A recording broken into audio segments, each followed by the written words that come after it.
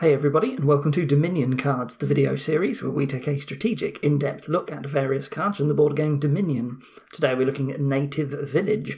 This is a 2-cost action card from Seaside, and it says +2 actions, choose one. Put the top card of your deck face down on your Native Village mat. You may look at those cards at any time, or put all the cards from your mat into your hand. Some quick clarifications about this card. You must always either try to put a card onto the mat or put all of the cards on the mat into your hand. If there are no cards left to draw, then you still get to pick the option to put the card on your mat, and basically nothing will happen. You're not forced to take the other option, basically. When you go to take the cards off of the mat and put them into your hand, this is all or nothing. You don't get to pick some, you must take all of them. And you can always choose the option to put cards into your hand when the mat doesn't actually have any cards on it. And again, nothing will happen. You will just get the +2 actions. But sometimes that might actually be what you want. So in its most basic use case, you can think of Native Village as sort of like the regular village, right? +1 card, +2 actions. But the last one that you play in a group is actually a stop card and it doesn't draw you anything. So as an example, let's say you have 3 Native Villages in hand. So the first 2 that you play, you choose to put a card from the top of your deck onto your mat, and then with the third one you put those cards into your hand. That means in total you have drawn 2 cards from 3 plays of Native Village. So it is getting you slightly less draw than a regular village, but bear in mind that this only costs 2, and that is a very significant reduction in cost. Like, sometimes you can get a lot of cards when they cost 2. It's very easy to get them, and lots of opportunities arise just to pick one up if you need to. Of course, you don't have to put the set-aside cards back into your hand straight away. Every time you've got a set of Native Villages you're always picking up. You could just hold the cards on the mat and save them for a later time in the future, and possibly even another turn later on. So this means that you can sort of play Native Village a little bit like a single tactician, like you just have a bad turn and then you try and have a better turn later on. If the draw is quite poor, the fact that Native Village can save up draw and then give it all to you at once can sometimes be quite nice, because otherwise you're not having necessarily very good turns because it's hard to draw your deck. Now, in a typical use case of Native Village, whether or not you start saving cards for later or you take them now is something that you're just gonna do on a case-by-case basis every time you play Native Village. It's very hard to give good general strategy advice about this because it's so different and it's just changing constantly throughout the game. Like, you're allowed to look at the cards on your mat at any time, so just take a look at them and decide, is my turn actually better if I put these in my hand now, or would they be better off on another turn? Like, maybe you've hit a remodel and there's nothing that you want to remodel in this hand. Well, it's like, you know what? I'll just save that for later. In addition to that, sometimes by holding the cards onto the mat, you may get other benefits, like if you've put an estate on your mat and you hold on to it for a little while, it will at least miss the shuffle, right? You're not going to shuffle it back in because it's not in your discard pile because it's stuck on your mat. And even if it doesn't stay there forever, well, you might have a better draw next time through your shuffle because an estate is missing. You know, this sort of thing. So at the extreme end of this sort of decision of holding on cards till later is what we call mega turn strategies, and that's going to be where you save up a huge number of cards on your mat and then you take them all into your hand all at once for a big turn when you win the game. So certain cards are known as mega turn cards, and Bridge is the classic example. And Bridge is a card where if you get to play a lot of them in one turn, suddenly like provinces are almost free and you got a ton of buys and you can just empty the entire province pile all at once. We talk about this obviously a lot more in the Bridge video. But Bridge is interesting with Native Village because it's a really cheap card for what it does with cost reduction, and it helps you buy more bridges and Native Villages, and so you can like start to set up putting aside a load of cards in the hope that you get to make it easier to kick off a bridge megaturn later on. Now, historically, bridge plus native village was considered like a combo, but in reality, you can improve on it very easily. Like, I find you wouldn't tend to do just native village and a bridge anymore as like just a 2-card strategy where you're just buying those cards over and over. The card pool has gotten a lot better than it was back when Dominion first came out, with second editions and like new expansions just having better cards in it. And so it's very easy to improve on this. But it's important to keep in mind the concept here.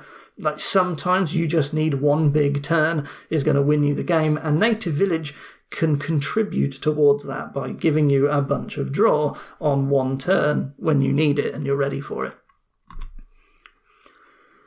Now, typically, Native Village, it's setting aside the top card of your deck, and most of the time you're not going to know what that card is. So it's really important with Native Village that you try and keep track of what cards you haven't drawn yet this shuffle, and so what cards are left still to draw in your deck. And that is because that will let you try and have some idea of what it is that you're likely to set aside on the mat. You generally don't want cards that you want to play now to be stuck on the mat with no way to actually take them off. That can be a problem with Native Village. An example of this could be that you've got a bunch of cards on there and you're trying to draw just a little bit more, and you've got like one Native Village left, and you're thinking, well, okay, let me top deck something with this Native Village, set aside a card of this Native Village, play my Smithy, and then I hope I find like the last Native Village to put all the cards in my hand, and then your Native Village accidentally puts your remaining Native Village on the mat. Well, now you cannot take cards off the mat anymore this turn, and so you're going to have to wait until next turn, and that can slow you down. So you've got to really watch out that Native Village, when just played like solo on its own, you're not accidentally setting aside good cards that you want. Like, you don't always get control, but it's important to think about what it is that you actually have remaining. Of course, sometimes you do know what you're going to be setting aside, and there's a bunch of cards that might help with this. So top decking, like Courtyard or Artisan, you know exactly what card is on top of your deck. There's deck inspection with Sentry, where it looks further ahead into your deck, and you might get to reorder them and rearrange them. You've got the cards that occasionally reveal just the top card of your deck briefly. So if I try to draw with Wishing Well and I fail to guess correctly, it's going to reveal the top card of my deck and put it back, and now I know what's there. Or it might be that you just have a single card left in your deck or discard pile, and you know what that is. So I've gone through these sorts of examples in the Vassal video, because Vassal is a card that really cares about what's on top of your deck. So if you want to know a little bit more information about those sorts of categories, then I would recommend watching that. There is another interesting use case of Native Village, and if you can get reliable setting aside, then Native Village can be used as a pseudo-trasher. That's the name that this is given. I guess it's a bit of an awkward name, but that's what I'm used to calling it, so that's what I'm going to call it. So what Native Village does is it has this mat that essentially takes cards out of your deck and hides them away, potentially forever, or at least for a very large number of turns. So this is a bit like exiling them, with the exile mat from Menagerie, where the card comes out of your deck, and then it still counts as being in your deck for the end game. So if you put a province on your Native Village mat and it's still there at the end of the game, you still get the 6 points for it. Same with the curses and the negative points. So this is called pseudo-trashing because it's not actually destroying the card, but it is getting it out of the way of you ever drawing it again, as long as it remains on the mat. Now, you need a reliable way to set cards aside if you're going to do this, and that is because if you're planning to put a lot of bad cards on the mat, you really don't want to have to take them off the mat at all if you can help it. And if you have to do that earlier than you were planning, you're just going to suddenly add a whole bunch of bad cards right into your deck all at once, and that can be really bad. It's a lot harder to deal with like trashing junk if you suddenly gain a huge influx of it all at once. It's much easier to deal with the slow trickle of junk than it is like 5 or 6 cards suddenly slam right into your deck. So you want to minimize the chances of accidentally having to do that by making informed decisions, because what you really don't want to do is set aside a really good card, because then you're going to be very tempted to have to take all of the cards off your mat because it's all or nothing. So this is very similar to Lookout, which is also in Seaside. Lookout looks at the top 3 cards of your deck and forces you to trash one and then discard another and put the other one back. But Native Village is a lot less forgiving, because instead of picking the worst card out of 3, it has 1 card and it forces it to go on the mat and you get no choice. So you can much more likely to end up with a really good card accidentally ending up on the mat if you are playing Native Village without knowing what it is that you're going to be setting aside. So when you use Native Village as a pseudo-trasher, you don't really get to use it that much as a normal village, and especially not at convenient times. You've got like 1 or maybe 2 in your deck, and you're just sort of waiting to play them until the right opportunity to put a bad card and take it out of your deck. And it's hard to support many of them because you are forced to try and put a bad card away every time you want to play Native Village. If you ever want to play Native Village and not set aside a card, well, your only other option is to put all of those cards back in your hand, which is what you really do not want to do in this case. Now, sometimes you get to gain victory cards mid-turn. For example, you might gain a duchy with Artisan and then top deck it, and that will allow you to immediately set that aside and you never have to worry about drawing it. Other examples can be trashing golds into provinces, or even just a province into a province after you've drawn your deck. Well, you now have a 1-card discard pile and it's a province, so you play a Native Village from your hand and just set that province aside, and now it'll never get in the way. So Native Village, in this sort of kind of like exiling, pseudo-trashing, can allow you to just not have to worry about gumming up your deck when you are gaining victory cards. But again, you can't use it as a normal village. Yes, you still get to play it, you still get to potentially use those extra actions, but it's not like a real village would be in another pile. It really helps if you have some other village pile that you can use as well, and then you just get like a single Native Village in this case. Another good use case of Native Village in that it has extra benefits when you play it with draw to X cards like Library. So what happens here is that you will, first of all, any Native Villages in your hand, you can set cards aside, and Native Village is a little bit like a stop card in that regard, in that it's lowering your hand size. Then you play your draw to X card, like Library, you draw all the way back up, and then hopefully you have another Native Village, or maybe you just held one in hand, and then you get to put all of the cards you set aside into your hand, and now you have an even larger hand, and you manage to draw even more cards.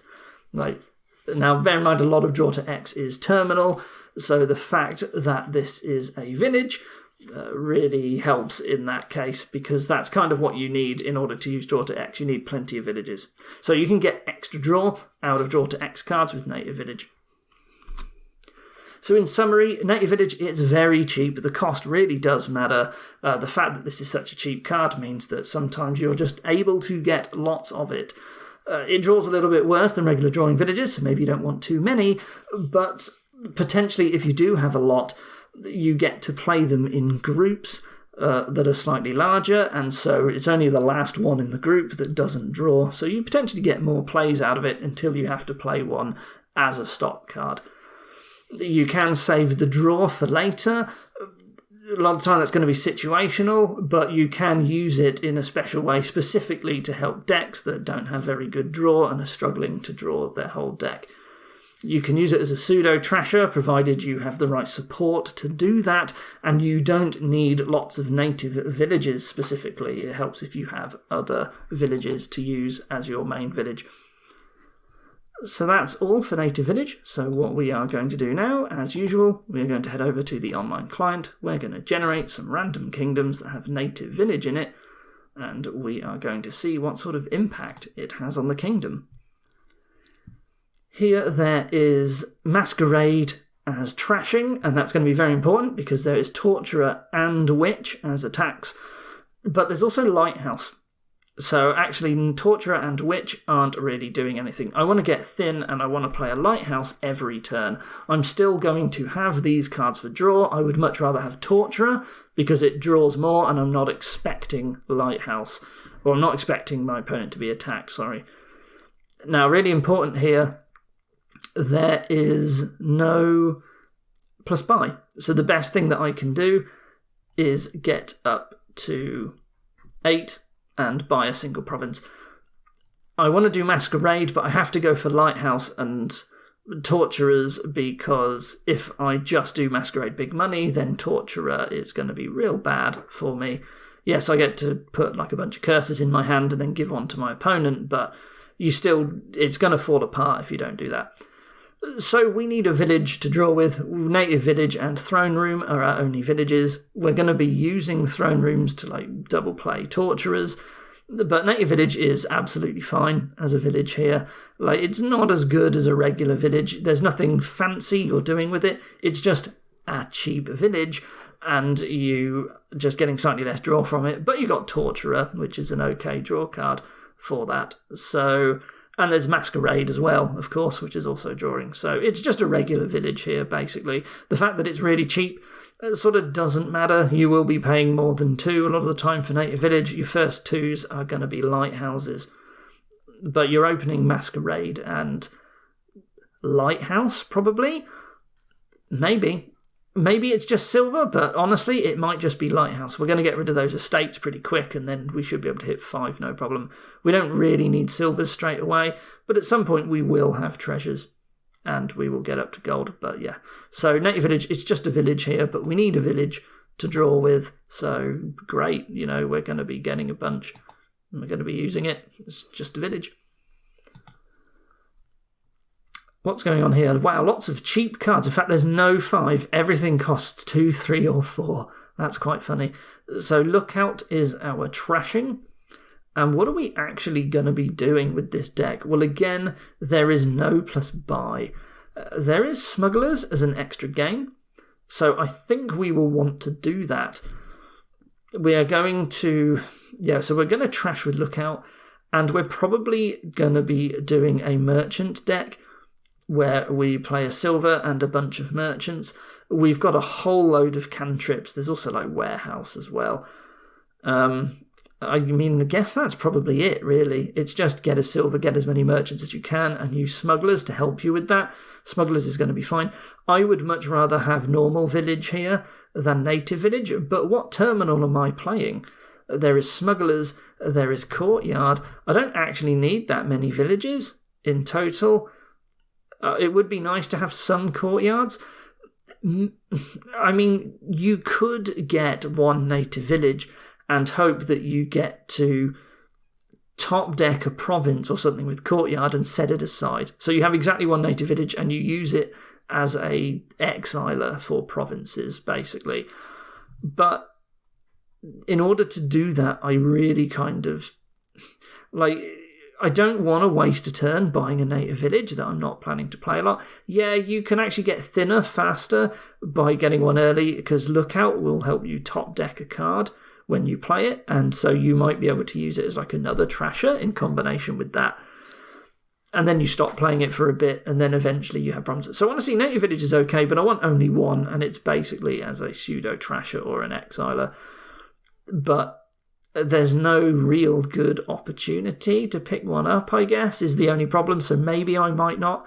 I really want to be getting as many merchants as I can. That's the big thing here.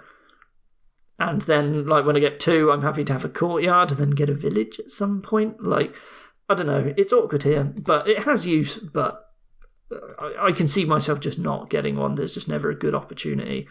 The fact that it's cheap is, and sadly, not relevant on that board. Straight away, my eyes are drawn to Chapel because it's a very good card. We also have Ghost Ship, which is a very good card, and Artisan as well. So there's lots of good cards here. There are 4 villages. That's really funny. There's Fishing Village, Native Village, Village, and Shantytown. Well, we don't need Native Village for trashing because we've got Chapel. Village is a good village. Fishing village is a good village. So there's two very powerful villages here. This time there is plus buy, but it's coming from courtier. But we've also got ghost ship with two types and potentially fishing village. So it's probably fine here for buy. What I would like to do is I'd like to play ghost ship every turn. Because ghost ship is here and it's also the only draw, and potentially Centretown, I really want village and ghost ships. So I really want an artisan to gain a bunch of ghost ships. I want a courtier. I want to use my extra buys to gain a bunch of villages. So I don't really see much use for native village here. It looks like it's going to be tough to properly, exile victory cards if I have just one. Of course, in the late game, there is artisan. I might be able to tuck away a duchy, but picking up a native village, it's something that's only really going to happen if I have a spare 2 with a buy at some point. And maybe I will, but otherwise, there's a lot of villages here. A native village isn't really doing anything too special, except possibly right at the very end of the game. And maybe even I get a chance at some point with a ghost ship to get rid of my chapel. Maybe it could do that, but it's a very low case here, and honestly the winner is probably going to be whoever just gets the better ghost ship draw engine going. Native village seems like something that's pretty cute that you do later on, and it might not matter because the game might be one player might just get far ahead earlier on, so it's only okay there. This board here, we have, again, there is regular village just stepping all over native village in all these games. We've got steward to trash. There is swindler and witch as decent attacks. How good is swindler here? Swindler seems pretty nasty, honestly. So there's tactician for draw. There's also council room. The problem with tactician is how are we getting money? Well, there's steward and merchantship and swindler and courtier for money, but there's there's 2 village piles. Okay, you know what? We could do a double tactician thing. We've got enough cards here that can generate money, and we've got buys from tactician, council room, and courtier that we could theoretically do double tactician. And native village we will be using mainly as a second village pile. I think I prefer regular village, but native village is fine. The draw's really good here with council room and tactician. We should have no problem drawing our deck. So the fact that the native village is occasionally a stop card isn't that bad. There is witch. We do actually want to play that. You know what I have? Oh no, there is trashing. Sorry, there's steward. So yeah, no. I guess you still play witch. You do want to occasionally just waste your opponent's steward plays with having to trash the curses. But yeah, there's a standard engine here. Native village is going to be used as an alternative to village once they've all run out. I guess it's potentially... so the thing with swindler is that if they hit your villages, they turn into silvers. And if you go for the double tactician deck, that's actually really bad because you never get to play the silver. So I'm wondering if you don't do the double tactician, you just use more council rooms and witches, and you just do a regular draw engine, because that way you get to play the silvers that you're inevitably going to get. And it also means you don't have to buy merchant ship. You get to buy a gold and protect it from swindler. So I think maybe swindler pushes this to ignoring tactician, possibly. Because council room's still decent draw. Yeah, you draw your opponent cards, but maybe that's not really a problem. The swindler, though, is pretty nasty. So native village, again, it's just a village. There's a better village, so it's a weak village. But there's plenty of buy, so you might get a bunch of them. They get turned into an estates, though, if they get swindled, which is pretty nasty. But the village is a good card, and native village is a village, so we buy it.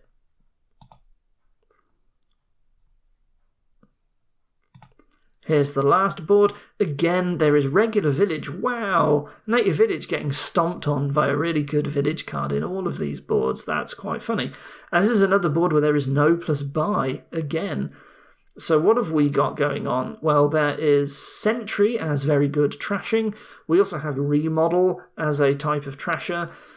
There is Sea Hag. Sentry doesn't like Sea Hag. Honestly, we can probably fit a Sea Hag into this deck, but there's no plus buy. The draw is either Village Smithy or it's Minion. We have to make a decision. Well, there is Bandit. There's Bandit Remodel. Okay, so it's pretty clear that we want a Village Smithy engine. We've got Smugglers to help us get a bunch of good cards. If our opponent starts doing a Minion thing, we will be sad if we have a Smugglers, but it's still fine. Like, we can still use Minion in a Village Smithy deck for a little bit of reliability. If we have a bad starting turn, we get to use a Minion, and otherwise it's like an expensive silver. I'd still take it with Smugglers. But I want a Village Smithy deck that plays Bandit and Remodel as well, and it would be nice to Sea Hag my opponent. In fact, I think the curses... are they particularly worse in a Minion deck? Not really, thinking about it. Maybe it's easier to trash them in with Sentry if you've got a Minion deck. I'm not sure. Interesting. Yeah, because you're less likely to have them in your hand. So maybe it's easier to deal with the Sea Hag if you do a Minion. But I think Remodel Bandit puts this squarely in the regular draw deck. And it's hard to gain lots of components even though you want it, so I prefer regular Village. Native Village, it's not that useful as a Pseudo-trasher. You have got Sentry, but Sentry can just trash the junk. Later on, sure, Native Village, it might be able to set aside the occasional province, but I would much rather ignore all that and have Village as my key draw card. And again, Native Village, the fact that it is cheap is not so relevant. You could maybe remodel a curse into a Native Village. Actually, that's not bad. Like, having a remodel, if you get cursed, you can turn it into a Native Village. Maybe Native Village is going to be quite nice here, and then we have it anyway, and we don't have to spend our time buying regular villages because we can just get a bunch with remodel, and then we get to do the pseudo-trashing thing. So actually, I like Native Village here, thinking about it. I think I'm probably more likely to have Native Villages than Smithies, but I'd want a lot of villages in general, and I have to buy regular villages, the main problem. That's basically the main way I'm going to be getting it, and I would much rather get native villages through sneaky remodels than I would. But if I ever get the choice between native village and regular village, then I'm going to pick regular village, if there's no difference, because it's just a little bit better here. But this gets to do some cute tricks. So there you go. So native village, it does interesting things. It's our village, and our village is good, so you tend to buy it a lot, even if you don't want to. But I think it gets outclassed by other villages. Like, you can't always do the funky tricks with it, and there's no need to do it, but it's fine. It's an interesting card. Anyway, this was the last card in Seaside, but also this video was a little bit special in that this is, to the day, the 1 year anniversary of this channel. It was exactly 1 year ago today that I released the seller video, so that's pretty cool. Yeah, so thank you if you've been around for a long time and you're still watching these videos. I hope you really enjoy them, and next time I will see you for the Alchemy expansion. So thank you for watching, and I will see you next time. Goodbye.